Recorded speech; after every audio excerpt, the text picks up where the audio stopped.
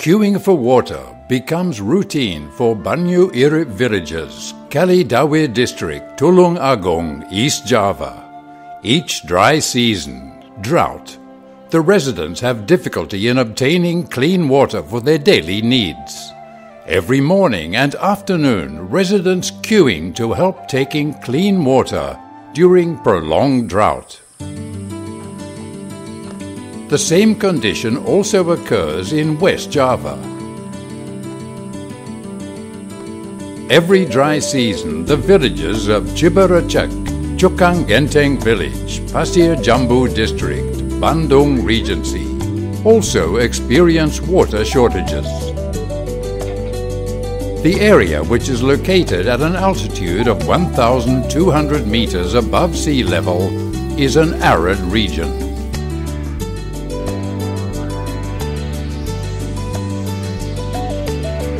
The droughts that hit the village often generate conflict among citizens.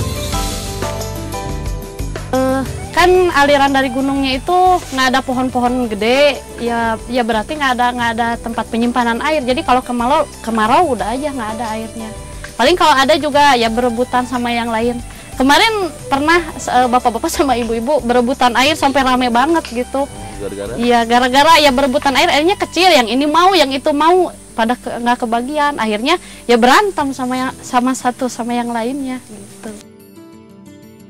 The land conditions in Cukang Genteng village is barren, with a hilly topography.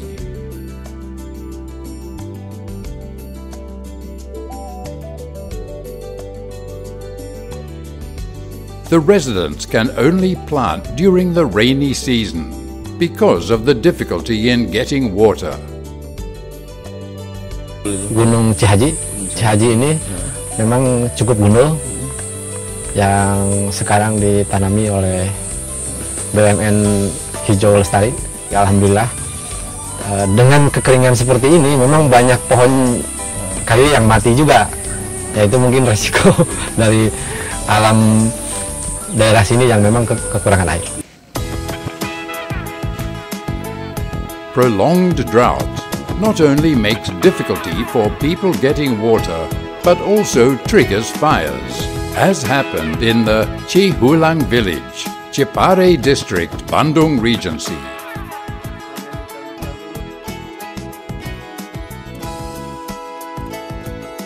Tens of hectares of farmland burned down, reduced water supply, making the plants die and dry up, so fire is easily ignited.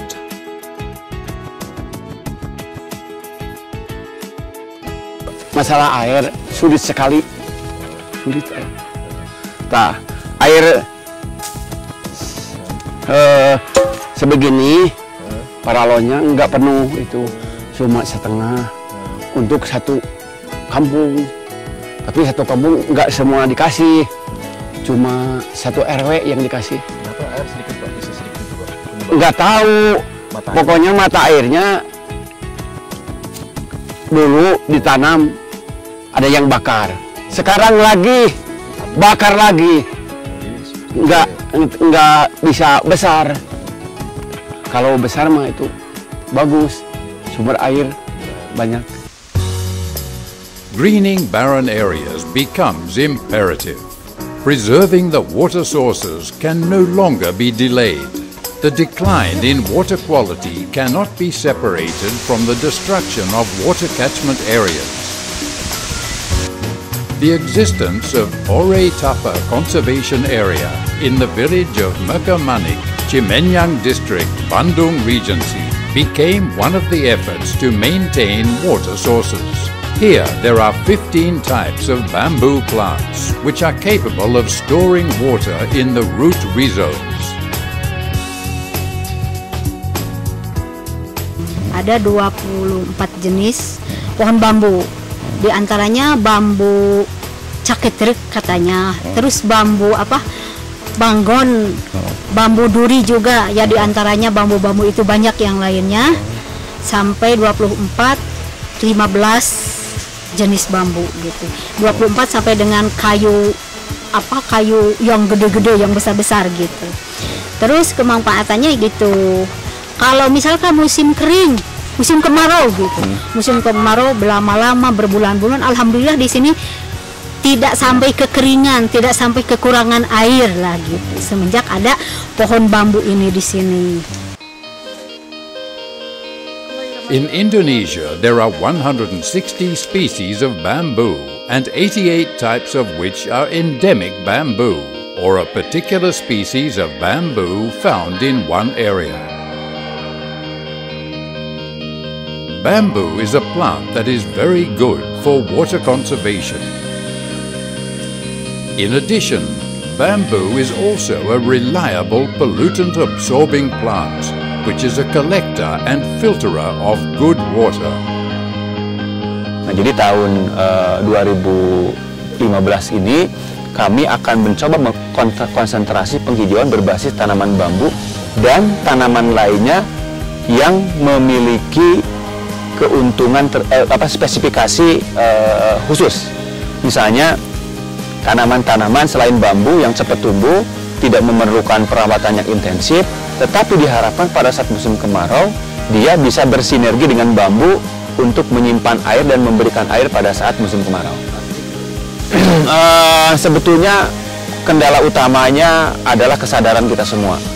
Nah, makanya di musim kemarau ini BUMN Hijau berkeyakinan bahwa program kita itu program yang paling strategik.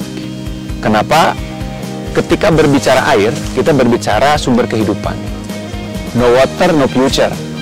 No water, no future, no forest. Nah, saya kira antara forest gitu ya, antara air dan future itu adalah satu siklus yang tidak bisa kita pisah-pisahkan.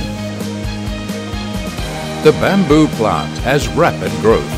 In one day, it can grow more than 30 centimeters and enter mature age in 3 years.